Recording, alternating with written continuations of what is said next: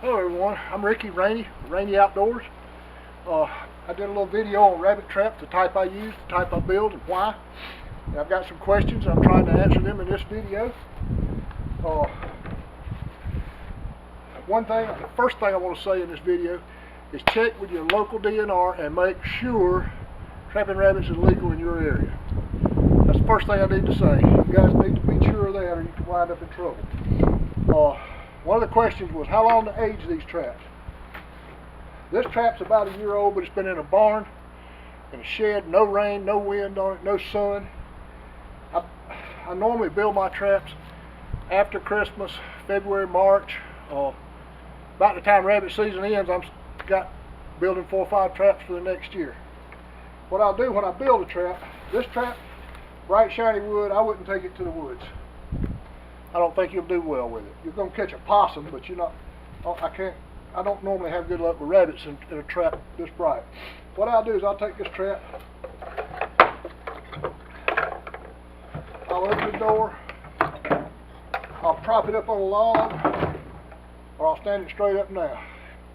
I will get it right out into direct sunshine, where it gets plenty of sunshine, rains on it. If you guys live where it snows, snow, whatever, it will age and weather. And by the time fall rolls around, this trap will look like that trap, and it'll be ready to go to the woods or to the briars.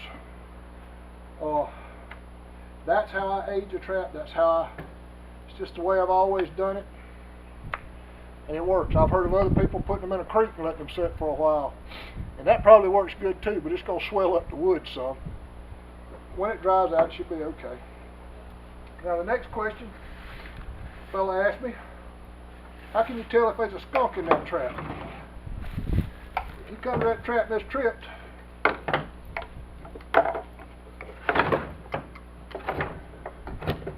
you can look in this hole and you will see fur. If you don't see it in this hole, it's going to be backed up against this door, and there's a crack in there. It's a little bit of gap, and you'll be able to see fur there. If you see brown or dark brown fur, it's likely a rabbit. Down here in southeast Georgia, we have marsh rabbits, and they have a real dark fur, but it's still brown. If you come to this trap and you look in there and you see grizzled or gray or black and gray, likely it's a possum. I've caught many possums in them. I normally just relocate them, and then I don't have to worry about that possum anymore. If you come to that trap and you look down in that hole and you see black fur or black and white fur, you might not want to open that door. You may have a skunk. Here in southeast Georgia, down on the coast, we don't have skunks. I hadn't seen one. I've been here nearly 30 years. And I just hadn't seen a skunk down here. Now, I grew up in Anderson, South Carolina, up in the upstate. It's Anderson, Clemson, Greenville, Spartanburg, that part of the state. We didn't have marsh rabbits. We had cottontails, and we called them cane cutters. And we had those. But you'll be able to see. If there was a skunk in that trap, I've never had it, so I can only tell you what I think I would do. I'd probably tie a string to the door, go over a limb or over this, and I'd get way back and I'd pull that door open, and that door I'd tie it so it stays open way back over here, and I'd go home. I'd come back later and see if that skunk is out of there. If he is, hopefully he didn't spray in there. If he sprayed in there, I really wouldn't know what to do. Maybe soak it in a creek. Maybe just set it out and let it age for another year or two. Maybe throw it away and build another one. The beauty of these traps is they're not that expensive. I've got friends that have also used these cheese wheel traps. This wire, it falls down, and they swear they are the best. I've never used one, I can't say. I've always used this. This has always worked for me. I've got confidence in them. They're cheap. I can build a dozen of them. Those cheese wheel traps are more expensive than that to build. And honestly, I can build probably 5 of these for what you build a cheese wheel trap for. Maybe. I may be wrong there. If if I can put 5 out to 1, I'm doing okay. We've got a hunt club road, it's probably 300 yards long. I'll put a dozen of these traps down that road. And I'm getting ready to explain how I come up with where to set these traps. Where do you set them and how do you do it? Well, I've always said in the last video, I take an apple, I cut it into 8 pieces. 8 pieces baits 8 traps. I'll rub it on the base, this wall and that wall, throw it to the back, set the trap. Where do I set the trap? Well, I don't set it out in the middle of the wide open. I find a briar patch, a thicket, something like that, and I'm going to explain this on a hunt club road. I'll drive down the road and I see a little thicket, and I'll look and I'll find a little, looks like a little path going in that thicket, or a little indention in that thicket, and I'll back that trap up in there with the door facing out toward the road. I can do that. It works. The reason I can do that is that gate, there's a gate on that road and it's locked, and people I don't have to worry about them getting stolen. Now, if I'm riding down the public road and the hunt club is off to my one side or the other, and I see a thicket, I don't want to put that trap like that facing the road. Somebody will see it and steal it.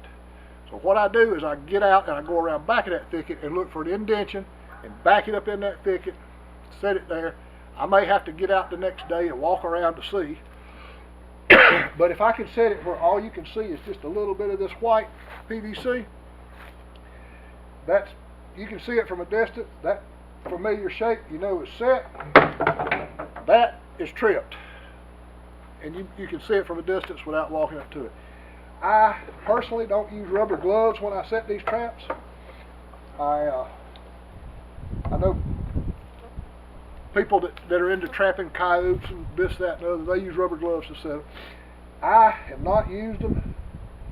I've used them once. Well, let me back up and say I've used them a time or two to see if it improved catch ratios, catch rates. I didn't see a difference, so I don't use them. It might be something that's beneficial. Get a pair of rubber gloves at the hardware store. Keep them outside, whatever. Ooh. That way you don't leave scent on the traps.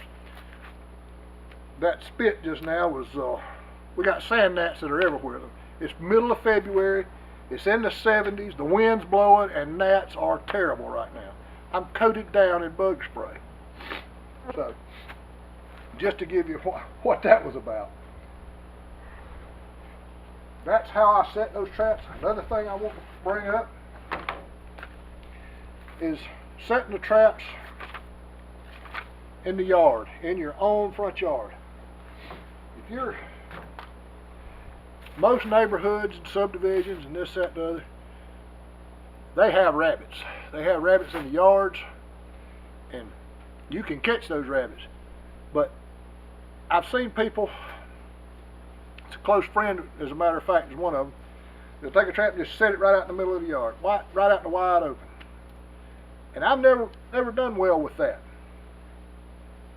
I've done better taking that trap and setting it up against the well house, setting it alongside the well house, setting it alongside a shed, setting the trap again in some bushes or flowers, backing them up in the flower beds. And I've caught rabbits that way in the yard. If you got a garden, rabbits are notorious for cleaning out your garden. Take the trap and set it down the row of a garden. Set it across the row of a garden so that the door's on one row and the back end of it's kind of sitting into the other row. And you can alternate or stagger them. One facing this way in a row, and then 30 yards down, put another one facing that way, or however long the row is, and you'll catch some rabbits that way. I'm going back to my apple. I use that for bait. I've known a lot of people that swear by using vanilla, onions, no bait at all. That may work. I've never done that. I've never tried it. I've just used apples all my life. It's worked good for me. I've caught all the rabbits I need. I keep a pile of these traps. I go and set them, and I'm going to catch rabbits that way. I catch them on cold nights. I don't have much luck with these on a night that's not cold. It's just like I can't get a rabbit to go in a box in, but if it's a cold night, you can catch rabbits in. And cold is relative to where you live. Me here in southeast Georgia, I'm down near Brunswick. Cold may be 32 degrees. You get up north, and people wear short pants at 32 degrees. They're used to a whole lot, they're more acclimated to a colder climate than we are. So, but cold, relative to where you are, is how you'll catch your rabbits.